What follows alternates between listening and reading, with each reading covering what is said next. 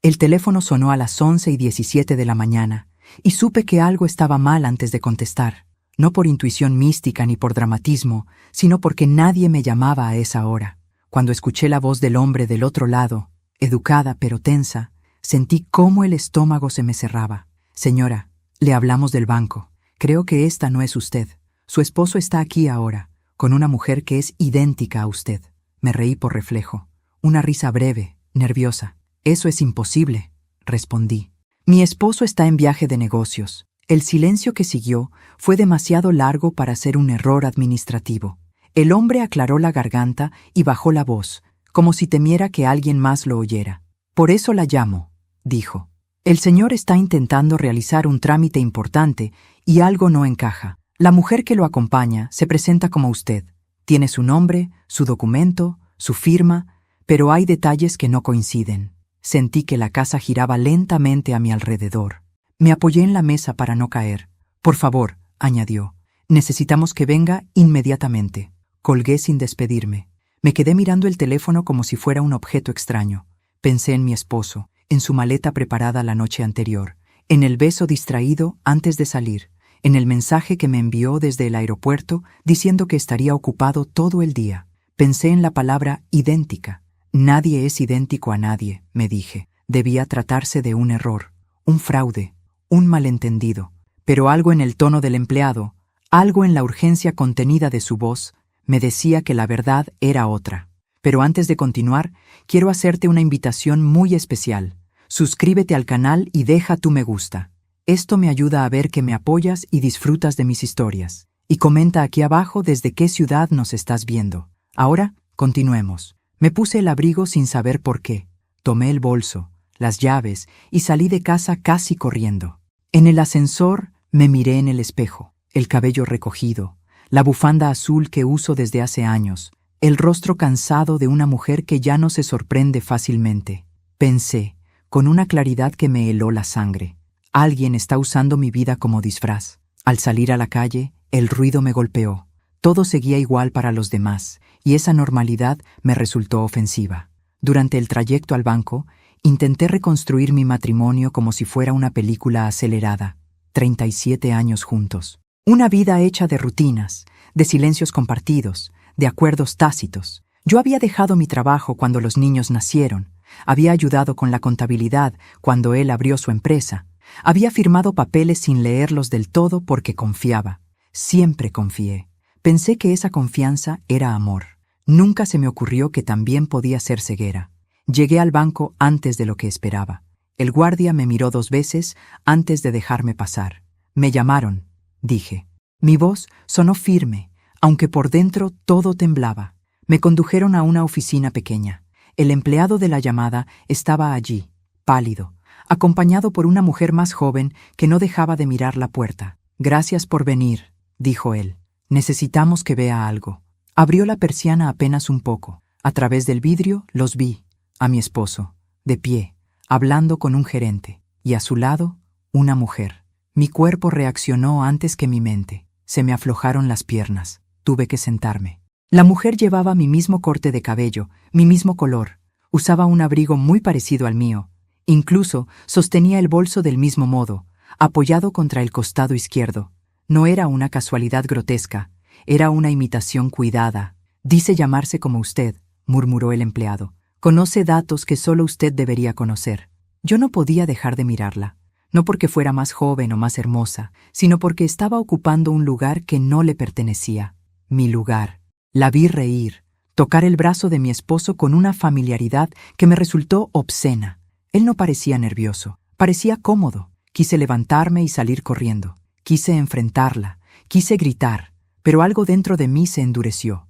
Una voz que no reconocí me dijo, observa, aprende, no te apresures. Me quedé sentada, respirando despacio, mientras el empleado seguía hablando de procedimientos y verificaciones. Yo solo pensaba una cosa. Esto no empezó hoy. De pronto entendí que aquel viaje de negocios no era nuevo, que las ausencias, los cambios de humor, la distancia creciente, tenían otra explicación, que esa mujer no había aparecido de la nada. Alguien no se vuelve idéntico por accidente. Se entrena, se estudia, se prepara, y mi esposo había sido parte de eso. ¿Qué quiere hacer?, me preguntó la mujer del banco con cuidado. La miré. Pensé en mis hijos, en mi casa, en mi apellido escrito en cientos de documentos. Pensé en todo lo que estaba en juego y respondí algo que me sorprendió a mí misma. Nada, dije. Todavía. Salí del banco sin que ellos me vieran. Caminé 2 cuadras sin sentir los pies. Me senté en un café y pedí agua. Necesitaba pensar. Si entraba allí como una esposa traicionada, él se defendería, negaría, mentiría. Pero si me quedaba en silencio un poco más, si dejaba que siguiera creyendo que su mentira funcionaba, cometería errores. Miré mi reflejo en la vidriera.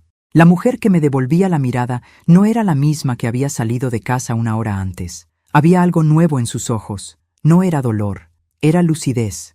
Por primera vez no me pregunté por qué lo hacía. Me pregunté cómo lo había hecho tanto tiempo sin que yo lo notara. Pagó el café una mano que no temblaba. Saqué el teléfono y revisé mensajes. Tenía uno de él, enviado hacía 20 minutos. Reuniones todo el día. Te llamo a la noche. Sonreí, sin humor.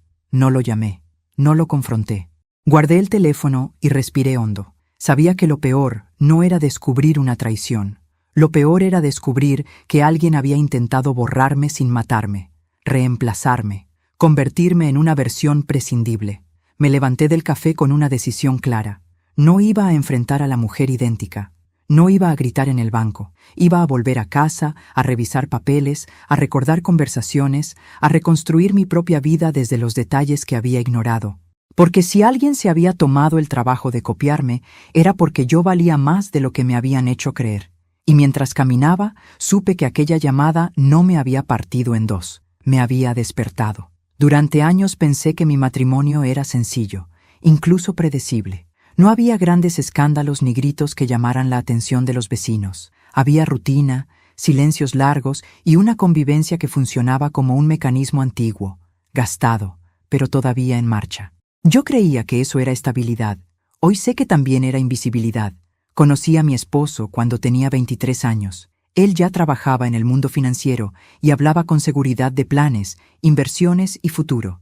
Yo me sentí protegida por esa firmeza. Nos casamos rápido, como se hacía entonces, y pronto llegaron los hijos. Dejé mi empleo porque alguien tenía que sostener la casa, y él prometió que ese sacrificio sería temporal. Nunca volvió a mencionarlo. Yo tampoco. Fui aprendiendo a vivir en segundo plano sin darme cuenta. Organizaba cenas de trabajo, escuchaba conversaciones que no me incluían, firmaba documentos que él me acercaba con una sonrisa cansada. Es lo de siempre, decía. Yo confiaba. Confiar era más fácil que preguntar. Preguntar implicaba la posibilidad de descubrir algo que no estaba preparada para enfrentar. Con los años, mi nombre apareció menos en las conversaciones y más en los papeles, siempre como respaldo, como garantía, como alguien que acompaña, nunca como protagonista. Cuando él prosperó, yo celebré. Cuando viajó más, yo me adapté. Cuando empezó a llegar tarde, yo encontré excusas antes de que él tuviera que darlas. Hubo señales, ahora lo sé. Cambios pequeños, casi elegantes. Empezó a corregirme la forma de vestir. Ese color te envejece, decía con una risa ligera. Sugería cortes de pelo más modernos. Me regalaba ropa similar a la que él creía que debía usar. Yo aceptaba, pensando que era cuidado. No vi que también era molde. Nuestra vida social se redujo. Dejamos de ver a parejas amigas porque no aportaban nada. Él prefería reuniones nuevas, gente más joven, ambientes donde yo era presentada como mi esposa, sin nombre propio. Empecé a sentirme como un accesorio que combina con todo y no destaca en nada. Cuando cumplí 60 años, organizó una cena pequeña. Brindó por mi compañía incondicional. Esa palabra me quedó resonando. No dijo amor. No dijo admiración. Dijo compañía. Como si yo fuera un objeto confiable, no una persona con historia. En casa, hablábamos menos. Yo llenaba los silencios con tareas, con orden, con televisión de fondo. Él se refugiaba en el teléfono, en correos que no veía, en llamadas que hacía en otra habitación. Cuando preguntaba, me decía que eran asuntos de trabajo. Yo asentía, siempre asentía. Mis amigas notaron el cambio antes que yo. «Te veo apagada», me dijo una de ellas una tarde. Me molestó. Pensé que exageraba. ¿Cómo iba a estar apagada si mi vida estaba en orden? Tenía casa, hijos adultos, estabilidad económica. No entendía que el orden también puede asfixiar cuando no deja espacio para ser. La noche anterior a la llamada del banco, él preparó la valija con cuidado. Me pidió una camisa específica, un reloj, me dio un beso rápido y dijo que el viaje sería corto. Yo lo ayudé, como siempre. No noté nervios, no noté culpa, noté costumbre. La costumbre de alguien que cree que todo está bajo control. Después de la llamada, cada recuerdo empezó a acomodarse de otra forma. Las ausencias ya no eran trabajo, las correcciones no eran cuidado, los silencios no eran cansancio, eran estrategia. Alguien no reemplaza a otro de un día para el otro, se ensaya, se prueba, se compara. Me di cuenta de que él había estado observándome durante años, no para comprenderme, sino para replicarme, mis gestos, mis respuestas, mis datos personales. Todo lo que yo compartí en confianza se convirtió en material de estudio. Esa fue la traición más profunda. No el engaño, sino el uso frío de mi identidad. Al volver a casa después del banco, abrí cajones que no tocaba desde hacía tiempo. Revisé carpetas, contratos, estados de cuenta. Empecé a leer con atención lo que antes firmaba sin pensar. Mi nombre aparecía en lugares clave, pero siempre asociado al suyo. Yo no era invisible en los papeles, lo había sido en la relación. Recordé conversaciones donde él me pedía que repitiera historias familiares para no olvidarlas, detalles sobre mis gustos, mis rutinas, mis respuestas automáticas. Pensé que era nostalgia. Ahora entendía que era entrenamiento. Esa tarde lloré por primera vez, no por él, sino por mí, por la mujer que se fue adaptando hasta volverse predecible, por la confianza que regalé sin exigir reciprocidad. Lloré poco. El llanto no duró. Fue como una limpieza necesaria antes de tomar aire. Al anochecer me senté frente al espejo. Me observé con detenimiento. La mujer que vi no era débil. Estaba cansada de sostener una historia incompleta. Me hablé en voz baja, algo que no hacía desde joven. No te borraron, me dije. Te subestimaron. Esa noche, cuando él llamó desde el viaje, atendí con naturalidad. Me habló de reuniones, de cansancio, de hoteles. Yo escuché sin interrumpir. No lo confronté. Le pregunté si había comido bien. Le deseé descanso. Colgué con calma. Fingir normalidad fue más difícil que llorar, pero también fue más poderoso, porque mientras él seguía creyendo que yo no veía, yo estaba empezando a ver demasiado claro. Y entendí algo esencial. No había sido reemplazada porque fuera prescindible, sino porque era conveniente. Y eso, lejos de disminuirme, me devolvió una certeza que había perdido. Mi matrimonio no era el que todos creían ver. Era uno construido sobre mi silencio y su seguridad.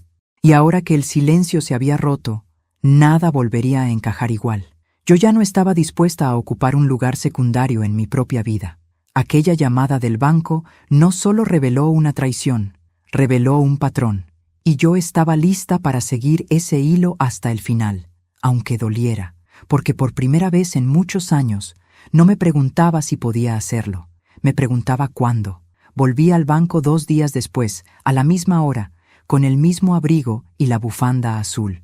No llamé antes. No quería advertir a nadie. Caminé hasta la entrada con el pulso firme y la cabeza fría, como si estuviera entrando a un teatro para ver una obra cuyo final ya intuía. Al cruzar las puertas de vidrio, sentí una presión en el pecho, pero no me detuve. Esta vez no iba a mirar desde lejos. La vi enseguida. Estaba sentada en una de las mesas del fondo, inclinada hacia adelante, hablando con una gestualidad que conocía demasiado bien. Movía las manos como yo cuando explico algo importante. Sonreía con la comisura izquierda un poco más levantada. Llevaba el cabello recogido del mismo modo en que yo lo uso desde hace años. No era solo parecida, era un espejo ensayado. Mi esposo estaba frente a ella, atento, orgulloso incluso. Cuando la escuchaba, asentía con esa expresión que yo había visto tantas veces en casa. La presentaba con naturalidad a quienes se acercaban.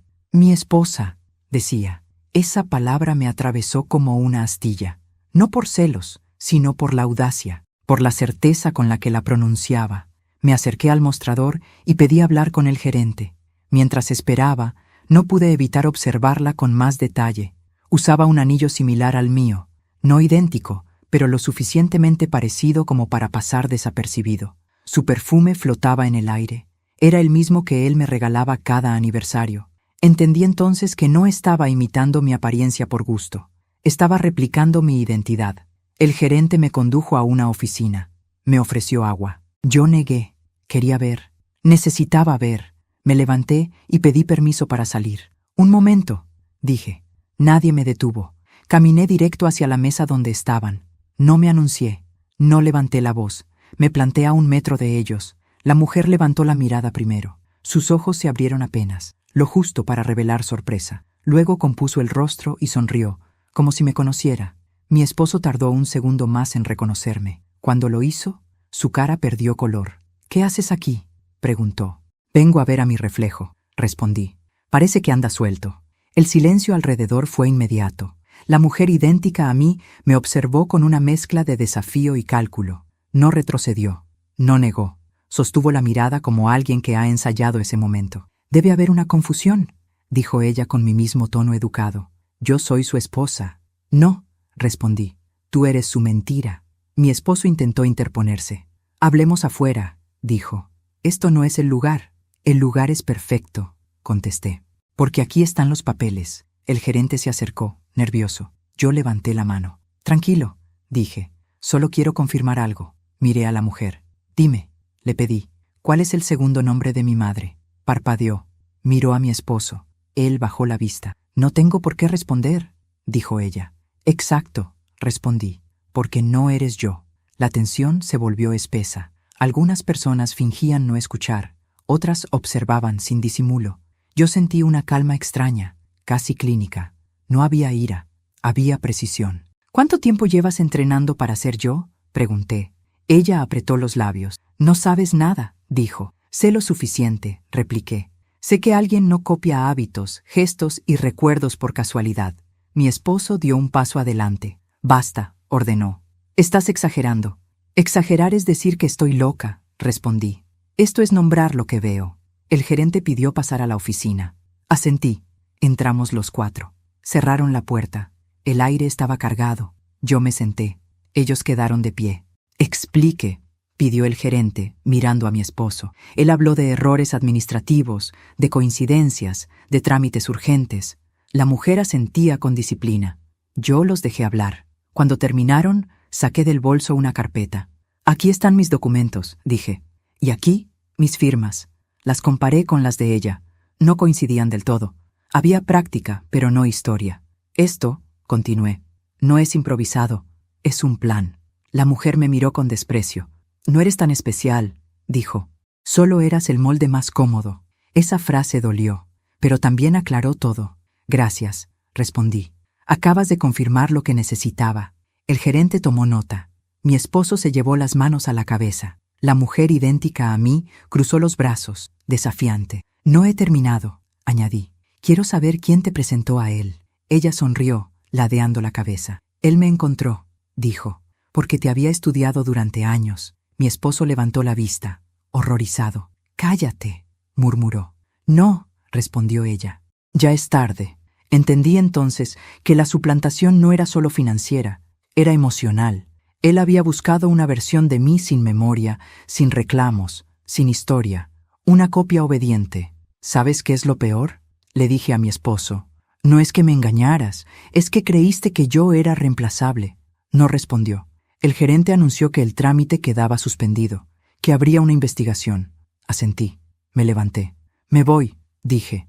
«Ustedes quédense con su teatro». Salí sin mirar atrás. En el pasillo, mis piernas temblaron. Me apoyé en la pared y respiré. Había visto suficiente. El reflejo no era mío. Era un espejo roto. En la calle, el aire me devolvió al presente. Me senté en un banco y dejé que el corazón bajara el ritmo.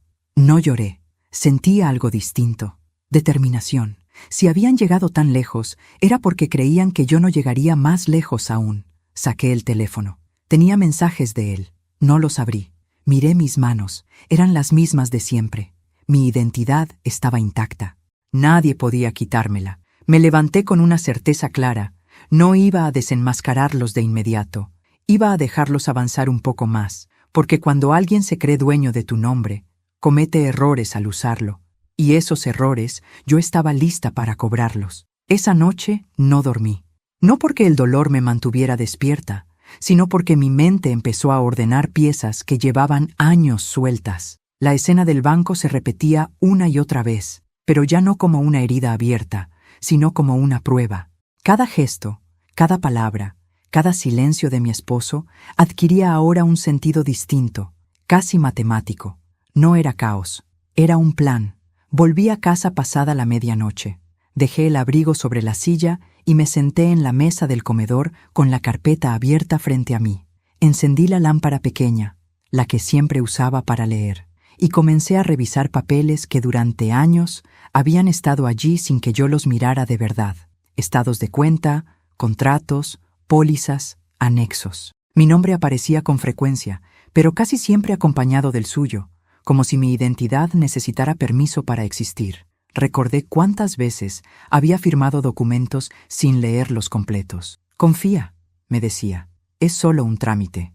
Yo confiaba. Ahora entendía que la confianza había sido su herramienta favorita. No para protegerme, sino para moverse sin ser visto.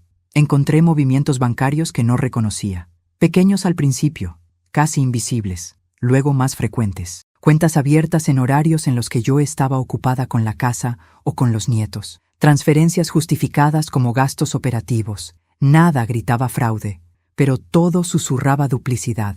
Abrí el cajón donde guardaba mi documentación personal. Mi pasaporte estaba allí, mi cédula también, pero algo faltaba. El documento que había llevado siempre en la billetera no estaba. Sentí un frío recorrerme la espalda. No lo había perdido. Alguien lo había tomado. Alguien que sabía exactamente dónde buscar. Me levanté y fui al dormitorio. Revisé el armario de mi esposo. Entre camisas y trajes encontré una carpeta idéntica a la mía. Dentro había copias de mis documentos, fotografías escaneadas, firmas practicadas. No era improvisación, era ensayo. Cada copia estaba ordenada, etiquetada, perfeccionada. Me senté en la cama con esa carpeta en las manos. Pensé en la mujer idéntica a mí, en su forma de hablar, en su seguridad. No era solo su amante, era su cómplice. Y juntos habían construido una versión paralela de mi vida, una en la que yo no hacía preguntas. Seguí revisando, correos impresos, conversaciones breves, instrucciones. Él le explicaba detalles de mi historia familiar, fechas importantes, nombres que solo alguien cercano conocería. Me di cuenta de que, durante años, había contado mi vida como quien deja migas en el camino, sin imaginar que alguien las recogería para reemplazarme. No lloré. La rabia estaba ahí, sí, pero no me dominaba. Algo más fuerte empezaba a tomar forma. Lucidez. Comprendí que mi esposo no me había traicionado por impulso ni por pasión. Lo había hecho por conveniencia, porque había dejado de verme como una persona y había empezado a verme como un obstáculo gestionable. Al amanecer, hice café y me senté otra vez a la mesa. Tomé una hoja en blanco y escribí una lista, no de reproches, sino de hechos. ¿Qué sabía? ¿Qué sospechaba? ¿Qué podía probar? La diferencia era fundamental. Ya no se trataba de sentimientos heridos, sino de identidad robada. Llamé al banco y pedí un informe completo de movimientos recientes. Llamé a un notario para verificar poderes. Llamé a una amiga abogada, sin entrar en detalles, y le pedí una recomendación discreta. Cada llamada era un paso. Cada paso me alejaba de la mujer engañada y me acercaba a la mujer que decide. Mi esposo llamó 3 veces esa mañana. No atendí. Me dejó mensajes confusos, mezclando disculpas con reproches, preocupación con control. No los borré, los guardé. Todo podía servir. Por la tarde fui a una oficina pública a solicitar un duplicado de mi documento, esta vez con alertas. Pedí que cualquier uso indebido fuera registrado. El funcionario me miró con curiosidad, pero no preguntó. Yo no expliqué. Aprendí que no siempre hace falta justificar la autoprotección. Al salir, caminé varias cuadras sin rumbo. Observé mi reflejo en las vitrinas. La mujer que veía no era frágil, estaba alerta. Y esa alerta me devolvía algo que había perdido sin darme cuenta, autoridad sobre mi propia historia. Esa noche, cuando él volvió a llamar, atendí. Hablé con voz serena. Le dije que estaba cansada, que necesitaba tiempo. No mencioné el banco, no mencioné la mujer, no mencioné nada. Lo dejé hablar. Cuanto más hablaba, más se enredaba. Mentía por costumbre, no por inteligencia. Colgué con una certeza firme. No iba a enfrentarlo todavía. No iba a exponerlo por rabia. Iba a dejar que siguiera creyendo que el plan funcionaba. porque cuando alguien se siente seguro en su mentira, baja la guardia. Esa fue la noche en que entendí algo esencial. Él creía que yo no sabía nada. Creía que había construido una copia perfecta, que podía mover mis cuentas, mi nombre, mi rostro, sin que yo reaccionara. No sabía que, al hacerlo, había activado algo mucho más peligroso que el enojo. Había activado mi memoria. Guardé todas las carpetas en una caja. La cerré con cuidado y la dejé en el fondo del armario. No era el final, era el comienzo, porque ya no estaba improvisando. Estaba preparando algo que no se detendría con excusas ni lágrimas. Me acosté tarde. Antes de apagar la luz, me miré en el espejo una vez más. Toqué mi rostro, mis arrugas, mis gestos reales. Nadie podía copiarlos del todo. Nadie podía ser yo. Y mientras cerraba los ojos, supe que el error más grande de mi esposo no había sido engañarme, había sido subestimarme. Y eso, muy pronto, tendría consecuencias. Los días siguientes fueron extrañamente tranquilos, demasiado. Mi esposo siguió actuando como si nada hubiera ocurrido, como si yo no hubiera visto a otra mujer ocupando mi lugar en el banco, como si mi identidad no hubiera sido puesta en juego. Me llamaba por las noches, preguntaba por cosas domésticas, se quejaba del cansancio del viaje. Yo respondía con monosílabos suaves, calculados, no mentía, simplemente no decía toda la verdad. Esa calma era su mayor error. Comencé a observarlo con una atención nueva, quirúrgica. Cada palabra, cada pausa, cada intento de control. Me di cuenta de que su mentira no era solo con la otra mujer, sino conmigo desde hacía años. Yo había sido su terreno seguro, el lugar donde nunca esperaba resistencia. Ahora, sin saberlo, caminaba sobre suelo inestable. Volvió a casa 2 días después. Entró como siempre, dejó la maleta en el dormitorio y me dio un beso en la mejilla. No olía a hotel, olía a perfume ajeno. No dije nada. Preparé la cena. Hablamos del clima, del tráfico, de asuntos triviales. Él se relajó, se sentía a salvo. Y cuando alguien se siente a salvo, baja la guardia. Esa noche, mientras dormía, revisé su teléfono. No con ansiedad, sino con método. Encontré mensajes cifrados, llamadas borradas, recordatorios con nombres falsos. Todo estaba diseñado para no levantar sospechas. De alguien que no miraba. Yo miraba ahora, y entendí que la mujer idéntica no era el plan final, era la herramienta. Al día siguiente, lo acompañé al banco como si nada. Me quedé en el auto mientras él entraba. Lo vi caminar erguido, seguro, creyendo que tenía el control. No sabía que ya estaba atrapado en su propia mentira. Volví a casa y llamé a la abogada que me habían recomendado. Le conté solo lo necesario. Su silencio al otro lado de la línea fue largo. «Esto es grave», dijo al fin, «pero si tienes paciencia, puede resolverse a tu favor». Colgué con una sensación nueva, poder. Esa misma tarde, mi esposo me habló de un trámite importante que tendría que hacer solo. Asentí. Le deseé suerte. Lo vi salir sin sospechar que yo ya había hablado con el banco, con el notario y con 2 testigos clave. Él seguía creyendo que yo era la mujer que firmaba sin leer. Antes de continuar, dime aquí en los comentarios qué te está pareciendo esta historia hasta ahora y qué harías tú en su lugar. No te vayas del video, porque lo que viene a continuación te pondrá la piel de gallina. Ahora continuemos. Esa noche, él llegó tarde, demasiado. Me dijo que una reunión se había extendido. Yo asentí, como siempre, pero esta vez no sentí resignación. Sentí anticipación, porque sabía que cada hora extra era una cuerda que él mismo se estaba atando al cuello. Durante los días siguientes, dejé que la mujer idéntica siguiera apareciendo en ciertos lugares. El banco, una oficina privada, un restaurante donde yo solía ir con él. No intervení, no denuncié, observé, y mientras observaba, tomé nota de los errores. Ella no conocía mis silencios, no sabía cuándo callar. Forzaba gestos que en mí eran naturales, firmaba con una presión distinta, confundía fechas pequeñas, detalles sin importancia aparente, pero cruciales cuando se juntan. El banco empezó a notar inconsistencias, el notario también. Mi esposo empezó a mostrarse inquieto. Hacía preguntas de más. Me observaba con sospecha, como si algo en mí hubiera cambiado y no lograra identificar qué. Tenía razón, ya no era invisible. Una noche me preguntó directamente si estaba bien. Lo miré a los ojos y sonreí. «Mejor que nunca», respondí. No era una provocación, era la verdad. Días después, recibí una llamada del banco. Esta vez, la voz ya no dudaba. Señora, dijo, necesitamos que venga. Hay irregularidades serias. Le pedí que esperaran. No porque no estuviera lista, sino porque aún no era el momento. Cada paso tenía que darse en orden.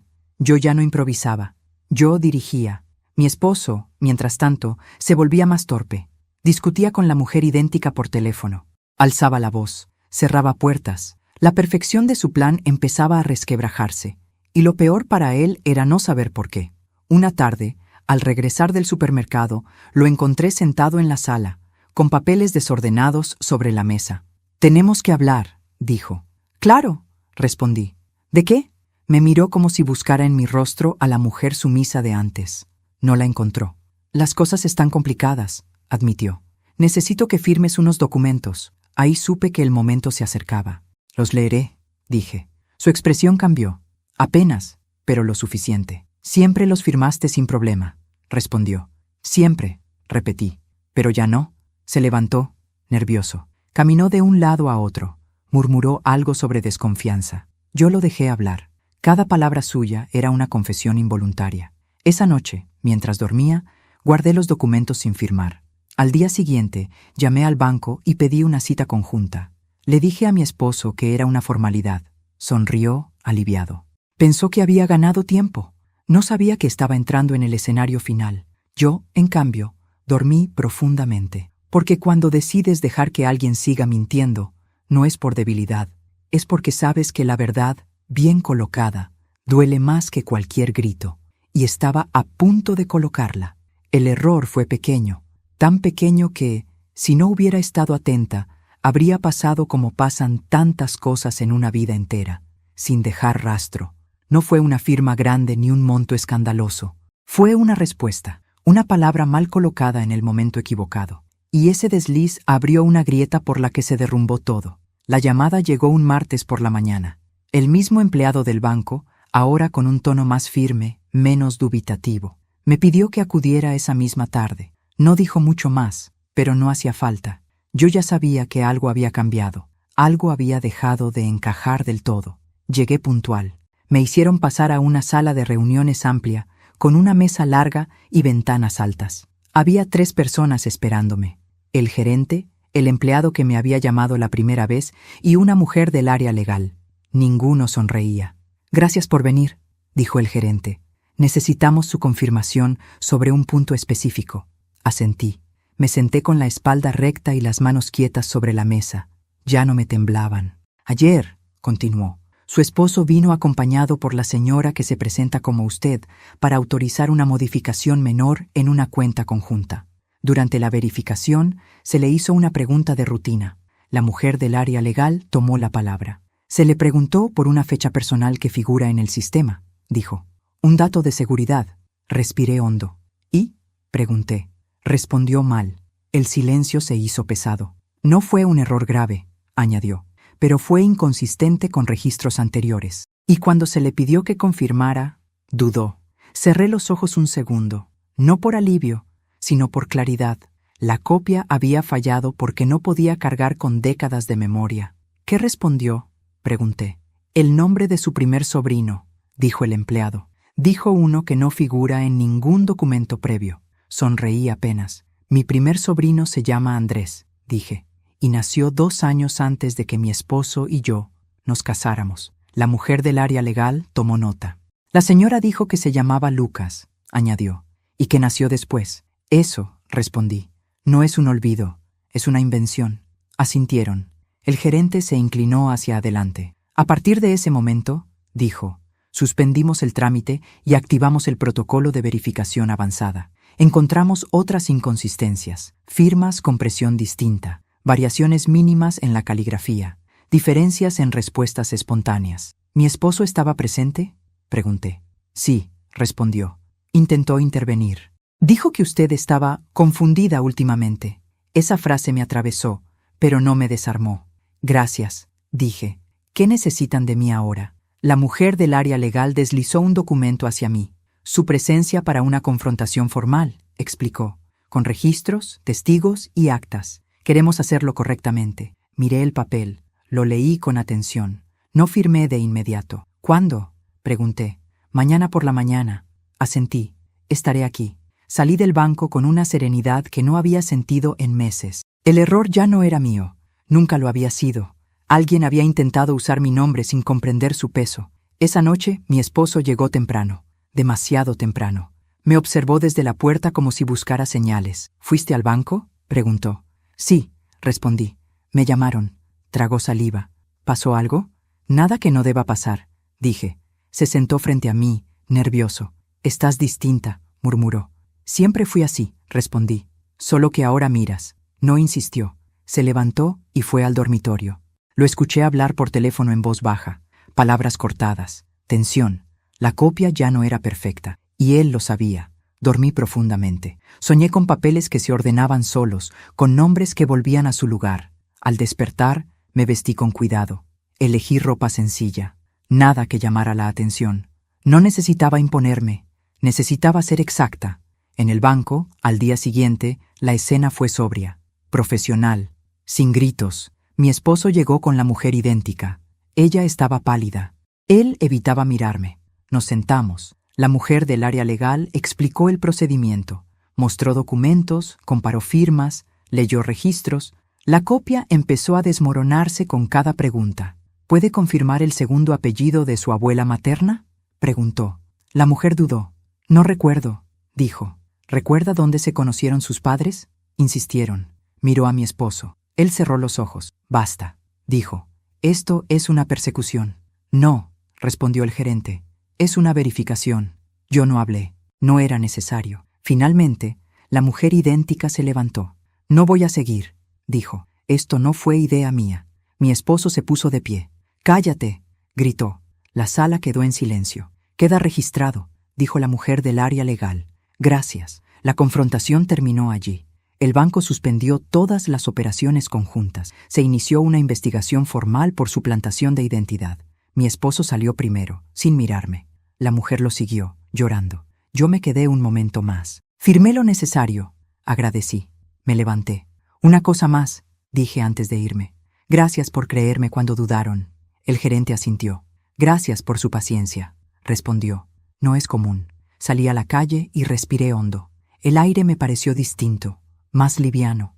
El error que los delató no fue la respuesta equivocada. Fue creer que una vida se puede copiar sin consecuencias. Fue pensar que yo no notaría la diferencia entre lo aprendido y lo vivido.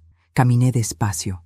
No sentía euforia. Sentía cierre. Sabía que aún faltaba la verdad completa, pero el camino ya estaba trazado. Y mientras avanzaba, comprendí algo que no olvidaría jamás. Nadie puede sostener una mentira cuando la verdad decide presentarse con paciencia. La mañana de la audiencia amaneció gris, como si el cielo supiera que no habría refugio posible para nadie. Llegué al banco antes de la hora acordada y me senté en la sala de espera con una serenidad que me sorprendió. No llevaba documentos en las manos ni notas escondidas en el bolso. Todo lo que necesitaba ya estaba dicho, escrito y registrado. Yo solo tenía que estar presente. Mi esposo llegó minutos después, acompañado de un abogado que no conocía. Caminaba rígido, con la mandíbula apretada, evitando mirarme. La mujer idéntica no estaba. Me pregunté si había decidido desaparecer o si simplemente ya no le servía al plan. Comprendí que, cuando la mentira se vuelve incómoda, los cómplices suelen soltarse la mano. Nos hicieron pasar a una sala más grande que las anteriores. Había representantes del banco, del área legal y un notario externo. Todo era formal, medido, casi frío. Nadie levantó la voz. Nadie necesitó hacerlo. La verdad no siempre grita. A veces se limita a presentarse con pruebas. El gerente abrió la sesión explicando el motivo de la reunión. Habló de inconsistencias, de protocolos activados, de identidad en disputa. Mi esposo interrumpió varias veces, alegando confusión, estrés, problemas familiares. Cuando le pidieron que esperara su turno, me miró por primera vez directamente. «Esto es culpa tuya», dijo. «Siempre fuiste desconfiada». No respondí. La mujer del área legal tomó la palabra. «Señor», dijo, «por favor limite sus intervenciones. Tendrá oportunidad de hablar». Él resopló, molesto. Comenzaron a exponer los hechos. Documentos proyectados, firmas comparadas, grabaciones de llamadas. Cada elemento añadía peso a una historia que ya no podía sostenerse. Yo escuchaba sin moverme, no porque no sintiera nada, sino porque ya había atravesado el dolor en silencio días antes. La señora aquí presente, continuó la abogada, es la única titular legítima junto a usted. Cualquier intento de suplantación constituye un delito. Mi esposo se levantó de golpe. Ella sabía, exclamó. Ella permitió todo esto. El murmullo fue inmediato. ¿A qué se refiere?, preguntó el notario. Ella me dio los documentos, dijo. Firmó sin leer durante años. No puede hacerse la víctima ahora. Lo miré entonces, no con rabia, sino con una claridad absoluta. Firmar confiando no es consentir un delito, dije. Y tú lo sabes. El silencio volvió a imponerse. Además, añadí, jamás autoricé que alguien se hiciera pasar por mí. La abogada asintió. Eso está claro en los registros, confirmó. Mi esposo comenzó a sudar. Se pasó la mano por la frente. Ella está exagerando, insistió. Está confundida. Tiene problemas de memoria. Sentí una punzada, pero no bajé la mirada. ¿Confundida?, pregunté. ¿O demasiado lúcida para ti? Alguien carraspeó. El notario pidió orden. Señor, dijo, sus declaraciones no están ayudando. El abogado de mi esposo le susurró algo al oído. Él negó con la cabeza. No entienden, dijo. Todo esto era para proteger el patrimonio. ¿De quién?, preguntó la abogada. No respondió. ¿De usted?, insistió. ¿O de la persona que intentó reemplazar a su esposa? Mi esposo se sentó lentamente. La fuerza con la que había entrado comenzaba a abandonarlo. Procederemos, continuó el gerente, a suspender todas las cuentas conjuntas hasta que se resuelva la investigación. También se notificará a las autoridades competentes. La palabra autoridades cayó como una losa. Esto es una locura, murmuró mi esposo. Ella me está arruinando la vida. Lo miré una última vez. No, dije, estás enfrentando las consecuencias de tus decisiones. No hubo aplausos, no hubo escenas dramáticas, solo un cierre administrativo que para mí significaba algo mucho más grande. Recuperaba mi nombre, mi lugar, mi voz. La sesión terminó. Nos levantamos. Mi esposo salió primero, derrotado. Yo me quedé unos minutos más firmando actas, escuchando indicaciones. Cuando salí, lo vi de pie en la vereda, hablando por teléfono, gesticulando con desesperación. Pasé a su lado sin detenerme. No me llamó, no me insultó, no me siguió. En ese silencio final entendí que su poder había terminado. Caminé varias cuadras antes de sentarme en un banco. Sentí el cansancio acumulado caer de golpe. No era tristeza, era alivio, un alivio profundo, casi físico. Respiré despacio, cerré los ojos, pensé en la mujer que había sido durante años, la que callaba, la que confiaba sin preguntar, la que creía que el amor justificaba cualquier renuncia. No la desprecié, la honré. Había hecho lo que pudo con lo que sabía, ahora sabía más. Mi teléfono vibró. Un mensaje de un número desconocido. Era la mujer idéntica. Lo siento, decía. Nunca pensé que terminaría así. No respondí. No porque no sintiera nada, sino porque ya no me correspondía cargar con culpas ajenas. Me levanté del banco y seguí caminando. El día seguía gris, pero yo no. Por primera vez en mucho tiempo, sentía que el futuro no me debía explicaciones. La verdad había salido a la luz. Y aunque no devolvía los años perdidos, me devolvía algo mucho más valioso, la certeza de que nadie puede borrarte cuando decides permanecer. Volví a casa sola esa tarde, no porque no hubiera nadie dispuesto a acompañarme, sino porque necesitaba atravesar ese umbral sin testigos. Abrí la puerta despacio, como si el gesto tuviera un peso simbólico que no quería desperdiciar. El silencio me recibió sin hostilidad. No era el silencio de antes, cargado de cosas no dichas, sino uno nuevo, limpio, casi respetuoso. Dejé el bolso sobre la mesa y me quedé de pie en el centro del living, respirando. Durante años, ese espacio había sido territorio ajeno, aún siendo mío. Caminaba por él como quien no quiere dejar huellas. Hoy no. Hoy estaba allí con mi nombre completo, con mi historia entera, con la verdad ya dicha y registrada. Nadie podía borrarme de mi propia casa. Me senté en el sillón y miré alrededor, los cuadros, los libros, los muebles que había elegido yo. Todo estaba donde siempre había estado, y sin embargo, todo se sentía distinto, porque el cambio no había sido externo, el cambio había ocurrido en mí. Recordé la primera vez que firmé un documento sin leerlo.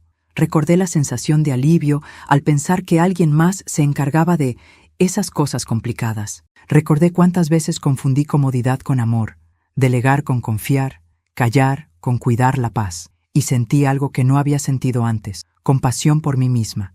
No reproche, no vergüenza, compasión. Esa noche dormí profundamente, sin sobresaltos, sin pensamientos circulares. Dormí como duerme alguien que ya no tiene que fingir. Al despertar, el sol entraba por la ventana de la cocina. Preparé café y lo tomé despacio, sentada a la mesa, sin apuro. Por primera vez en mucho tiempo, no esperaba que alguien llegara ni temía que alguien se fuera. Los días siguientes fueron de trámites y decisiones. El banco me llamó para confirmar la restitución total de mis accesos. Las cuentas quedaron bajo mi control directo. El notario me explicó con calma cada paso, cada papel. Leí todo, pregunté todo, firmé solo cuando entendí. Cada gesto era una reparación silenciosa. Mi esposo intentó comunicarse varias veces. Primero con mensajes largos, casi desesperados, luego con otros breves, cargados de reproche. Después, silencio. No respondí ninguno. No porque no tuviera palabras, sino porque ya no tenía nada que negociar. Había hablado cuando importaba. El resto era ruido. Un día, ordenando el armario, encontré una de las carpetas que él había preparado. Copias de mis documentos, notas, detalles de mi vida. La abrí una última vez. Observé mi nombre repetido en hojas frías, mecánicas, y entendí algo que me heló y me fortaleció al mismo tiempo. Él nunca quiso ser yo, quiso usarme sin que yo estorbara. Cerré la carpeta y la llevé directamente a la abogada. No era un recuerdo, era una prueba.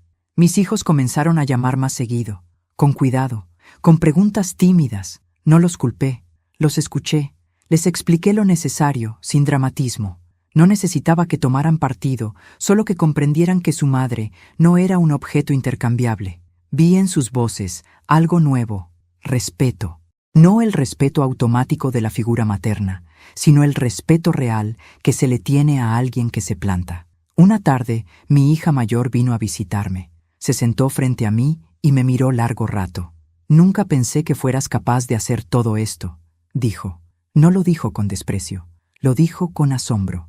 «Yo tampoco», respondí, «porque nunca lo necesité antes», asintió, con los ojos brillantes. «Me alegra que lo hicieras», susurró. Esa frase, sencilla y tardía, cerró algo dentro de mí. La mujer idéntica desapareció de mi vida como había aparecido, sin nombre propio. Supe, por terceros, que había intentado justificarse, que decía haber sido manipulada. Tal vez era cierto, tal vez no. No me correspondía juzgarla. Ella eligió ser una copia. Yo elegí volver a ser original. Pasaron las semanas. El proceso legal avanzó. Mi esposo perdió acceso a varios beneficios. Su imagen, tan cuidadosamente construida, se resquebrajó. No por venganza mía, sino por la lógica consecuencia de sus actos. Aprendí que la justicia más contundente no necesita gritos ni humillaciones públicas. Solo necesita tiempo y verdad.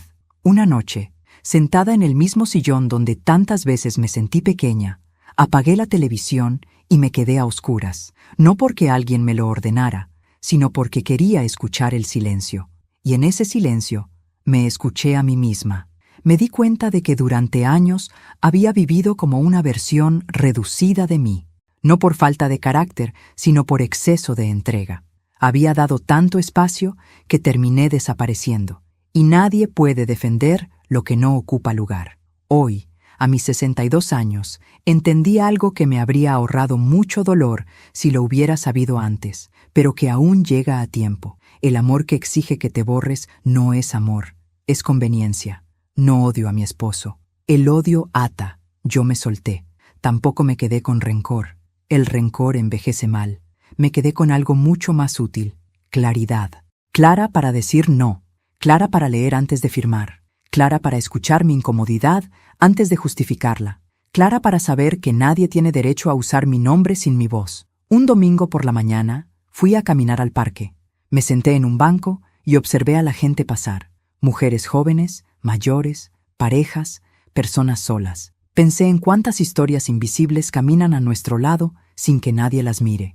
Pensé en cuántas mujeres de mi edad creen que ya es tarde para cambiar algo. Y sentí un impulso profundo de decirlo en voz alta. No es tarde. No es tarde para aprender. No es tarde para decir basta. No es tarde para recuperar lo que es tuyo, incluso si ese tuyo eres tú misma. Cuando regresé a casa, abrí las ventanas y dejé entrar el aire. Me miré en el espejo del pasillo. La mujer que me devolvía la mirada tenía arrugas nuevas, sí, pero también tenía algo que antes no estaba, una firmeza tranquila. No necesitaba probar nada, no necesitaba ser validada. Existía con plenitud. Esa noche escribí mi nombre completo en una hoja en blanco. Lo miré, lo repetí en voz alta, no como un acto legal, sino como un acto íntimo. Nadie volvería a usarlo sin mi consentimiento. Si algo aprendí de todo esto es que la traición más dolorosa no siempre viene del otro. A veces viene de una misma, cuando se acostumbra a no hacerse preguntas. Yo me hice las mías, y las respuestas, aunque duras, me devolvieron la vida.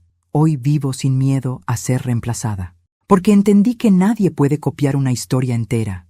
Pueden imitar gestos, aprender datos, repetir palabras, pero no pueden replicar la experiencia, la memoria, la conciencia. Yo soy la suma de todo lo vivido, y eso no se suplanta. Cerré la puerta esa noche con suavidad, no porque temiera que alguien entrara, sino porque cuidaba mi paz. Me acosté y antes de apagar la luz, pensé en aquella llamada del banco, en lo imposible que sonaba todo. Sonreí levemente. Aquello que parecía imposible fue, en realidad, necesario, porque solo cuando alguien intentó borrarme, entendí cuánto valía permanecer, y así, sin gritos, sin escándalos, sin necesidad de destruir a nadie, recuperé lo que siempre fue mío, mi nombre, mi historia, mi vida. Hoy, cuando miro hacia atrás, no veo solo la traición ni el dolor. Veo el punto exacto en el que dejé de ser una sombra dentro de mi propia vida. A mis 62 años, entendí algo que nadie me enseñó cuando era joven. No basta con existir, hay que ocupar el propio lugar. Y durante demasiado tiempo, yo había dejado el mío vacío para que otros lo usaran. La llamada del banco fue el inicio, pero no fue la causa. La causa fueron años de silencio, de confianza ciega, de creer que el amor siempre exige sacrificio unilateral. Aprendí que el respeto no se negocia y que quien te ama no necesita borrarte para brillar. Mi historia no terminó cuando intentaron reemplazarme. Comenzó cuando decidí no permitirlo más. Hoy camino más despacio, pero con la cabeza erguida. Leo cada documento, hago cada pregunta y sobre todo me escucho. Ya no justifico lo que me incomoda ni minimizo lo que me duele. No porque me haya vuelto dura, sino porque me volví honesta conmigo misma. Si estás escuchando esta historia y sentiste un nudo en el pecho, quiero que sepas algo.